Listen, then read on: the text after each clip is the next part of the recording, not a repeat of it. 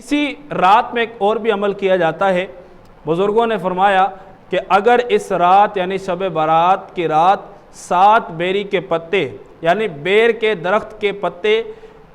پتوں کو پانی میں جوش دے کر اور جب وہ پانی نہانے کے قابل ہو جائے تو غسل کرے، انشاءاللہ عز و جل وہ پورا سال جادو کے اثر سے بھی محفوظ رہے گا۔ یہ ہمیں ایک وظیفہ مل گیا کہ بندہ سارا سال جادو سے کیسے حفاظت میں رہے گا، سارا سال جادو سے حفاظت کا نسخہ بھی ہمیں مل گیا کہ جو بندہ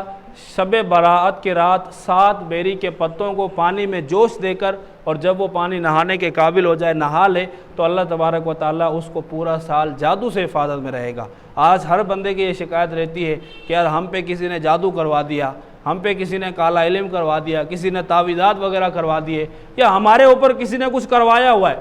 تو بھائی اگر ہم ان چیزوں سے بچنا چاہتے ہیں تو 15 شعبان کی رات اس عمل کو کریں، انشاءاللہ عز و جل ہم پورا سال جادو سے بھی حفاظت میں رہیں گے۔ اللہ تبارک و تعالی ہم سب کو عمل کی توفیق عطا فرمائے۔